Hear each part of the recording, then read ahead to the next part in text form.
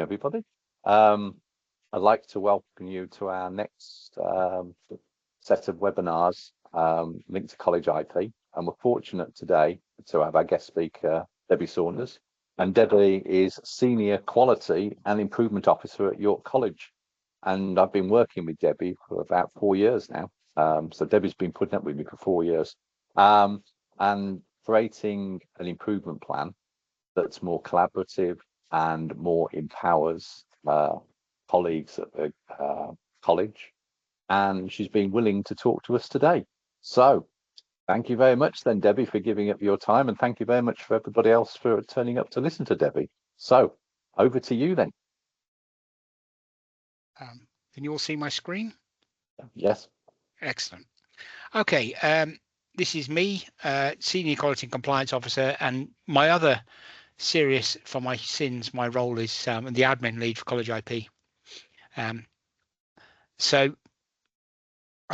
First thing, I just want to take you through how we're trying to use the QIP.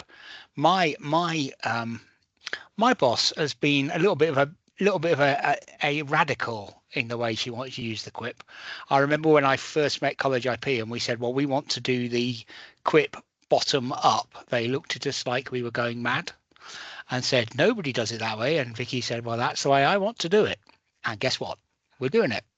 I then explain how we're actually going to set that up, what expectations and we have of the staff, and then take any questions that you want to throw at me. So how are we doing it? We have 4 strategic goals and 9 brilliance plan elements. And one of Vicky's expectations is that every single objective in the college is matched against those so that every member of staff can look at an objective and go, oh, that objective leads to that strategic goal and to that brilliance plan element. The brilliance plan, strategic goals are obvious. They're from our strat plan. We have a thing called the brilliance plan, which is brought in by our principal, Ken Merry. And basically, it's 9 elements that we are trying to improve because we think it will make us a better college. His aim is to be the best college in the country by 2030. We jumped about 200 places in the rankings this year on our results, so he's reasonably happy that we're on course for that. We then. Every single team is expected to set QIP objectives. So we do the usual thing. We do an SAR if we're a curriculum area. Professional service teams do a thing called a service level agreement. You do that, you do the analysis, and then you come up with objectives for your QIP. And each course team has to create at least one. So every course lead is expected to create one objective for their course. In addition to that, my team have started doing, I'm not sure we're very popular for it, but what we do is every time we get an external examiner's report or we do an audit report, I create, or my team create, a QIP objective for the area it relates to if there's an action or recommendation. And then when I go back to do the next audit, I go through those with the head of curriculum and I'll say, like, well, you've got 3 here all about start of year. Have you done it? Where's the evidence you've been acting on that? So it's trying to close that loop between the external EQA reports or my audit reports and making sure that things are being done.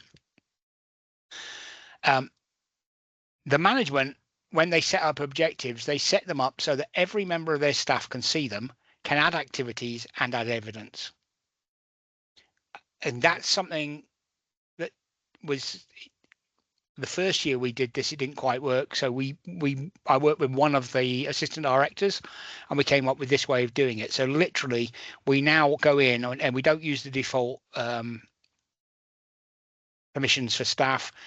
We give them the ability to view the objective, to add and edit activities and add and edit evidence. And that means that they can look at an objective and go, I'm doing this thing that you, my manager, don't really know I do, because managers don't know everything, and that fits in with your objective. So I'm going to tell you I'm going to do it, and then I'm going to provide the evidence that I have done it. And my team do a series of reports, which we're slowly making more and more detailed, which we send to SLT 6 times a year. So we have this thing called the quality report. It's 6 times a year and as part of that, it's done by all of SLT. The only member of SLT who has to add to it is me for my sins. And that's compliance chasing. So everything from attendant, number of people who've logged in and who haven't logged in, big list of everybody who hasn't logged in ever, big list of people who haven't logged in for 150 days, we're recording the number of QIP objectives, the number of activities, the number of interim reviews, and all of that goes to SLT. It's all there in the system. You just have to pull it down and play with it. And then at the end of the year, we run a report. There's another report in the system, and we can run a report that shows the improvement plan for the area, and that shows what objectives were set, what activities were set, and it even shows whether there's evidence available. You have to go in and look for the evidence, but it's there. And what Vicky wants to do this year, if it works, is run the final report for the whole college.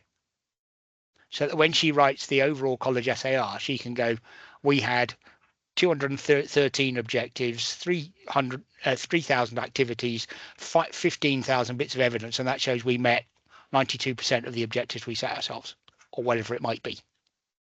So that's her goal. My job is very simple, and that is to support people to achieve this. So my office is the place to come. So the main support in college, we have a load of stuff online. We give them walkthroughs and videos and all that kind of stuff. But when people get stuck, they come and sit next to me and go, Debs, how do I do this? And I help them do it. I never do it. I show them how to do it. I make sure they can do it. And they come back if they get stuck. So this is what we do. I have got a walkthrough of how to set up, which I'll give you later. This is how we do it. This is the actual CollegeiP activity. I've mentioned some of this already. That's what we have in our Brilliance plan and Strat plan. That's the old Strat plan, but don't worry about that. And then we make them add activities. So it's all there. It's all available for the staff. That's available to any member of staff, but it's in a special slot for the curriculum heads. In terms of what we're happening, the managers set up the objectives. They're based on their self-assessment, and we set objectives. They're allocated to relevant staff, and we give them permissions to view, make activities, and add evidence. Managers then allocate a starter for 10 activity, but then they expect staff to do what Vicky's asked them to do. And the main job should be to monitor progress. So what I do in my team, I've set some initial activities. My team meet monthly, and they go through and they add their own activities. They add on evidence. As they add evidence, I check whether I think the activity I've set has been completed. I then close that one down and start a new one. And when I think we've run out of things to do that year, I close down the objectives. So last year we had 4 objectives. We had 23 activities. I have got evidence for every single one of those activities from at least 2 members for every member of staff included. And I was able to close it down and say to Vicky, I've got 100% achievement. Every activity was done by every member of staff it was set for, and we're done. And she was very happy with that. So what we say to staff must regularly review the objectives and associated activities. This isn't something they should leave to get a notification. We don't like all the emails. One of the things the team said is switch the CollegeiP emails off. Otherwise, certain members of staff get hundreds a day. So we didn't like that. So we just say you've got to go in and review. So as I said, my team, they set a little meeting for the 3 of them, and they meet for about half an hour once a month just to review and think about it. They proactively add activities that are relevant to the objective set by the manager, and they add evidence. I think that's really powerful, because this is where Vicky's vision of working bottom up works. Last year, of the 23 activities that were set in my area, I set 8. So the other 15 came from the team. I'm doing this, it matches with that objective. I didn't have to change any of them. Every single one was accurately matched to the objective. And because they've done that, they can see, well, that's going to that objective, which fits to that brilliance plan bit and that strategic plan. So they understand how their job fits into the strat plan. And if you think quality assurance team, it can be really difficult for us to understand how we contribute to the college. We have virtually no impact on students directly. We have, we work mainly with staff. We don't see students being successful apart from on things like HE and Access, where we do the exam boards.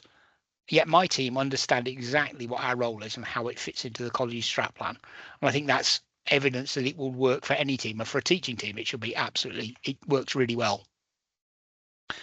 And then as a manager, I look at the progress. So roughly once a month, I go in, I look at where we're at. I make decisions. Do I need a new activity here? Is everything okay? So I've got some I've got some objectives where I need.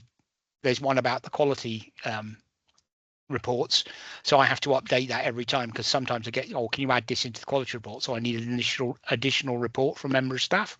So I'm reviewing those all the time. Say that activities are complete and tell people to move on, and then inline management, we always look at the QIP activities, which is why Deventio finally got around to putting QIP activities into the interim review, because we do all our line management through interim review. So we were having to go in, look at QIP activities separately, then go into the interim review.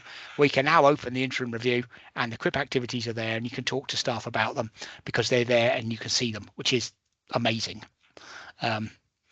It makes it so much easier to do a line management meeting. So that's why we asked for that, Andy. That's why we chased you. That's why you got nagged a million times to do it, because it was important to us and the way we're trying to work. And that's my presentation. I'll upload the document for you now. While you're uploading, Debbie, I thank you very much and think what you've made, I suppose you make everybody think, because 4 years ago, when whether it be a school improvement plan, whether it be a college improvement plan, it was very much a top-down approach. But now, obviously, the way in which organisations have developed, they are developing more of a collaborative approach. They are developing more of a more as a bottom up, if you want to call it, where the colleagues, the staff, irrespective of their piece in the jigsaw of the organisation, are now contributing to the overall plan, whether they're contributing in evidence.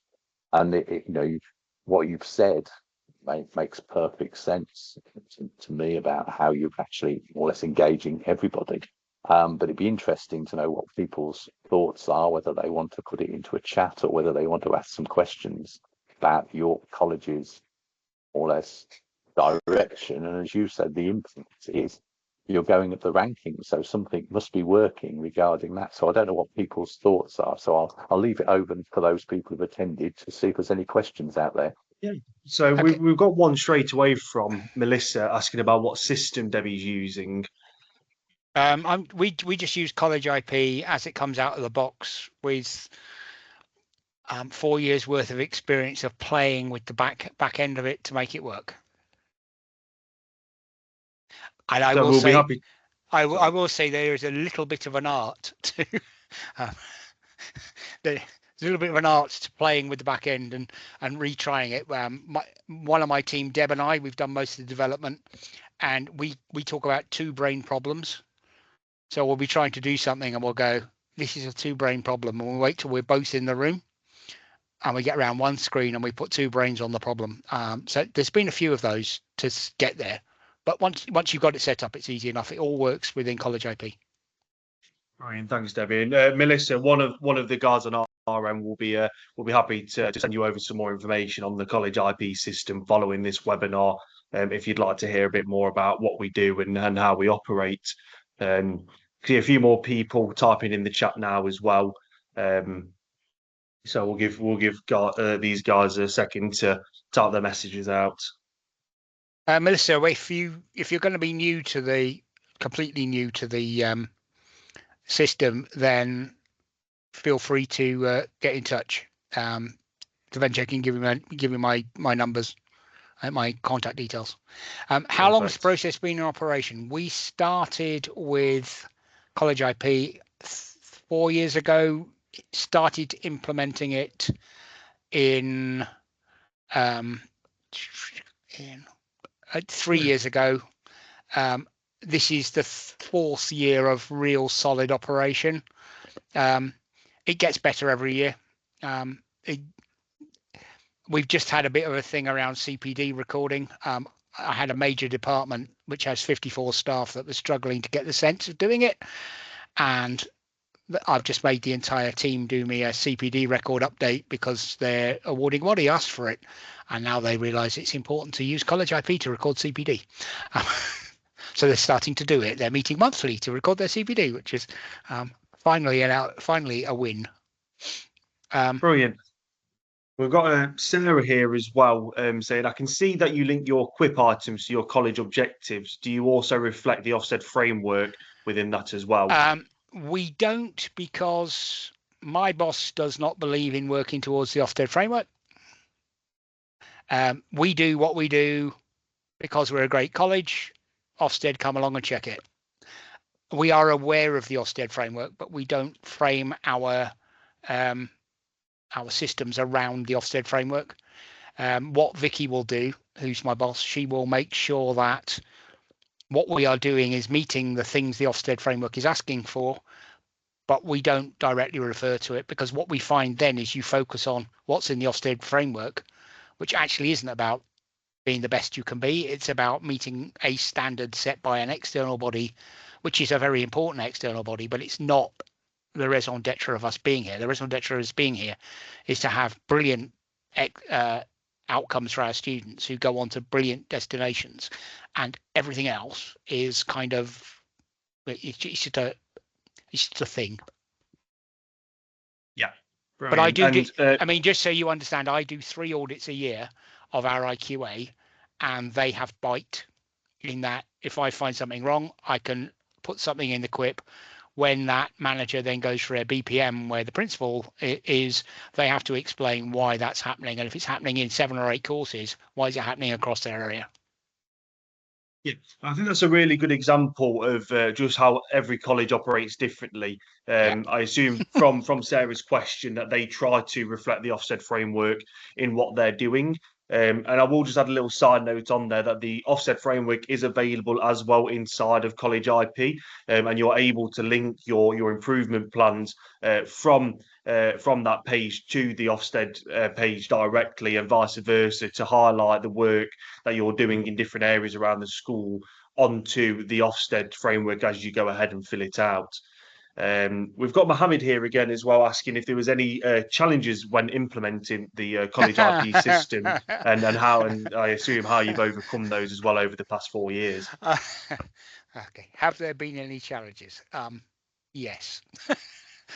I would be lying if I said there wasn't. There's the first challenge was getting it set up the way we wanted it set up. The second challenge has been driving implementation and getting people to use it. So I currently have, my team are the champions, because if we weren't, Vicky would be beating me around the head with something big. And then there are about 6 or 7 of the professional service ones who aren't far behind us, and there's one curriculum area that's really good, and the others are learning. I'm part of adding in the CollegeiP QIP activity thing into the audit system this year, which we didn't do last year. We're doing that this year to drive heads to look at CollegeiP more. If you don't look at it, you're going to be in trouble, because you're going to fall apart at audit, and the audit reports go to your boss and they go back to Vicky. It's not comfortable if I give you a really bad audit report. So I think that those are the challenges. You have to get people to use it. It's easy enough to get people to log in first time, but getting them to see it as something they have to do every week, every month, something they have to, oh, I've done a course, put the CPD on, oh, I've done this, put some evidence on. That is the biggest challenge. We've tried lots of carrot. I think finally we're starting to use some stick. And I hope that by the end of this year, we'll have much better implementation, simply because of we've put in that additional thing of, the first year, oh, it's a new system, nobody's going to use it properly. Second year, oh, we've changed the way we're using it, therefore the system may not be used properly. Third year, oh, it's getting better, but it's not getting better fast enough. Fourth year, well, we're going to make this work now. We've got to justify the cost. Yeah. We've got Melissa again as well. Is your cross-college QIP managed in the same way? The whole thing, the QIP, we have one QIP. And so basically, all the little QIPs build up into the cross-college QIP. So what Vicky will do is she'll look at, she can see the whole system. She'll look at all the objectives that are being set across the college, and then she will identify the overarching cross-college ones. That's what we mean by bottom up. It comes from what the she'll be right. She's currently writing our Ofsted, our SAR to go to Ofsted and all that kind of thing. So she'll be looking at all the departments have got to have their SLAs done and their QIPs in by half term.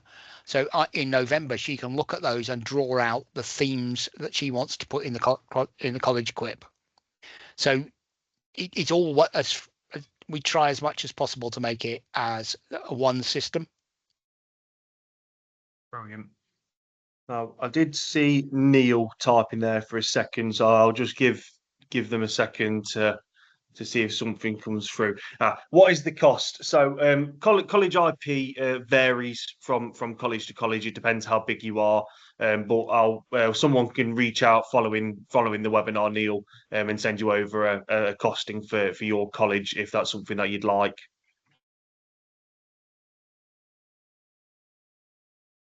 Just interesting, as you've been talking, Debbie, about how your process evolves, how implementation, how you're getting. So your colleagues, leadership actually planned the process, didn't they? They planned the different stages, whether it be using CollegeiP or using another process, another system, about how to empower, how to engage, setting clear expectations of what you've been doing. Yes. And in your case, you've come across as a really nice person because people can come to your office, they can come and you'll talk them through. But as you've said, you don't do it for them, you'll talk them through. But you're not having that as an excuse after a while where people say, oh, I just don't know what to do. You can do it for a little while, but after a while it's saying, well, this is what you've got to do. Yeah. And then more or less, then it's about going through that evolving, isn't it? About introducing, implementing, ironing things out, making sure it's set up correctly.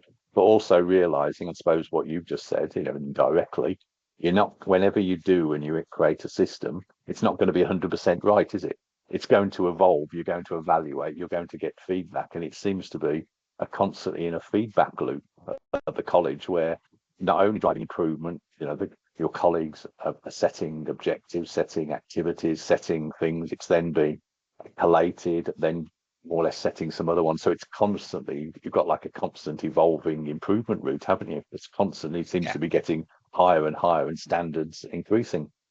Yeah, I think there's, the college is improving. CollegeiP has helped, but it's not the driver of that at the moment. But I think my view, I don't know whether Vicky will agree with me, is that we need to get this working, because when we've made a 6-7% increase in our overall QAR in a year, which is really good, and like 10% in 3 years. But when you get to a certain point, the extra 0.5% becomes really hard to get. And that's when you need your quality systems to be absolutely bang on. And I think that's why this year we have got to make this work and work really well, because we're getting into that thing of marginal improvement. We're not going to get a 6% increase in the year again. Well, if we did, we'd be the best college in the country next year, which would really, really, really, really please Ken, but I don't think it's likely.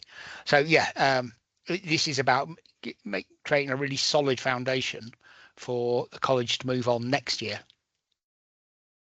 Okay, thank you. I don't. Is any more questions appearing or any more thoughts on anybody? Not at the moment, by the looks of it. I have just included the pricing structure for CollegeiP for anyone that's interested. Obviously, we will be following up with the recording as well, so we can have a conversation with anyone that would like to discuss College IP further after the webinar. I can see Mohammed typing again as well, so we'll just give a couple minutes for any final questions to come through. Did my document appear in the chat?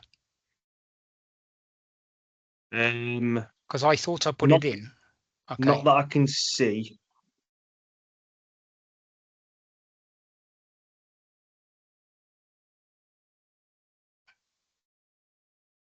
It has now. Oh, it's failed to send. Wow.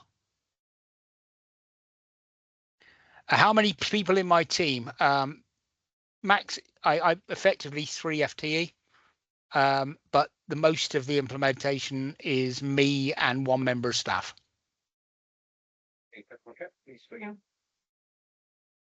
But I suppose, Debbie, every college, as Liam pointed out at the beginning, every college is different. Every college, and if somebody wants to go the route of yours, and there might be some colleagues here that are sitting here and going, actually want a bottom-up approach. How to change that whole culture? Was it done overnight, or was it something that was not completely overnight, but was it then the vision of your boss or the new principal says we want to create this bottom-up approach? Because to change from a top-down to a bottom-up approach, how long would you wouldn't even finally finish, but how long do you think, based upon your experience, to get it even working effectively? How long would it take to change that approach from a top-down, setting these priorities, these objectives, leadership doing all this, to changing it to this? How long do you think, it's difficult to say, but how long would you say it would take to do that? We've been on that route for 5 years, but we didn't have CollegeiP for the first one.